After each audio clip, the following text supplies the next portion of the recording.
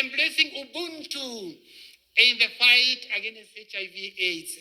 Madam Vice Chancellor, we have written a very strong international book on Ubuntu, and I'm one of the persons who have contributed on how we can use Ubuntu to take care of our elderly. However, in this context, it's the how can we use Ubuntu to fight HIV/AIDS? Because people talk about Ubuntu, but now we want to practicalize it in the battle against HIV/AIDS. This researcher believes that entrenching the culture of Ubuntu can create a fertile ground and environment for addressing and fighting HIV/AIDS and other social issues. This will bear fruit when the larger South African society considers the religious and cogent application of all the underpinnings of Ubuntu by unpacking the concept from much of the theoretical phase. Maybe what am I saying? I'm saying that much of the Ubuntu remains theoretical. It is not being practicalized. Researchers are not seeing many people practicalize Ubuntu. That's the challenge I'm bringing. By unpacking the concept from much of the theoretical phase, it is gravitating to and placing it in a larger practical phase. This, according to my work, 2022 and 2023, I've written about Ubuntu.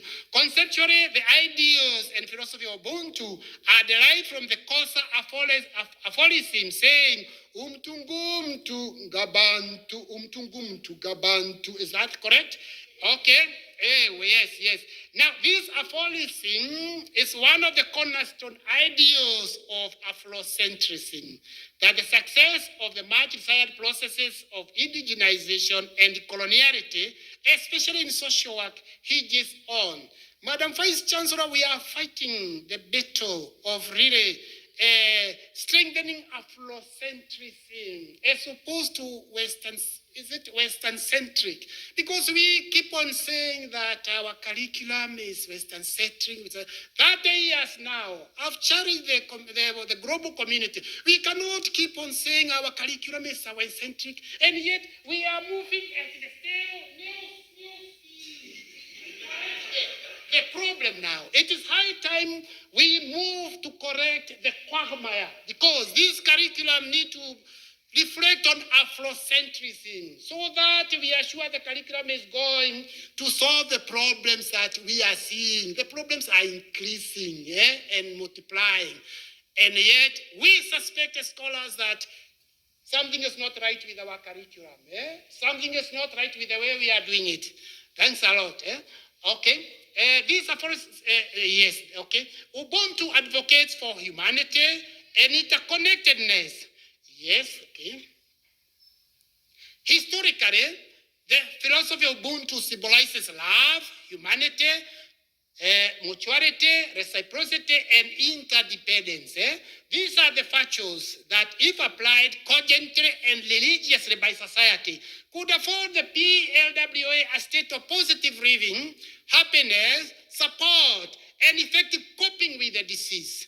This is critical because HIV/AIDS in South Africa is one of the diseases with higher rates of morbidity. According to my work, 2022, expeditiously, the tenets of Ubuntu underscore and enforce the spirit of being there for one another and offering a needy person a shoulder to lean on.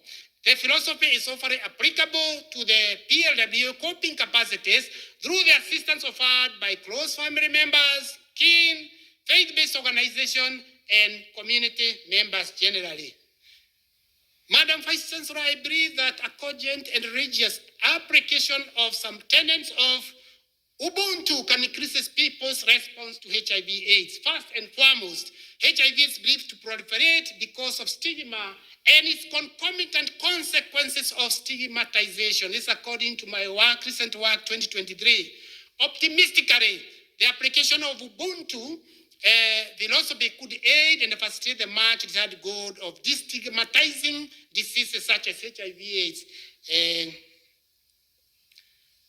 A study I did now in the journal last year in Aris, Eastern Cape, that assessed the coping opportunities and deficits experienced by PLWA showed that applying the tenets of Ubuntu was instrumental in raising the PLWA's coping responses. Some PLWHA who experienced positive grieving reported get assistance from family members and communities, faith-based organization, and mutual and reciprocal support from members of their support groups.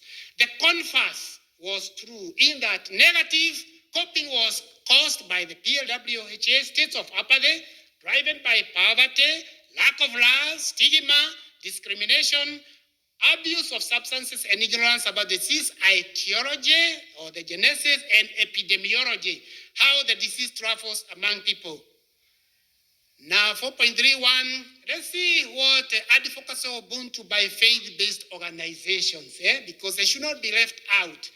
Most importantly, the role of different faith-based organizations needs to come in handy in advocating for Ubuntu-related values of love to one another, especially to people living with HIV/AIDS.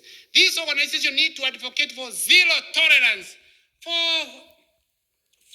for factors such as alcoholism and sexual engagement outside marital relationship, sexual engagements outside marriage, as well as advocate for sexual abstinence and being sexually faithful to faithful partners.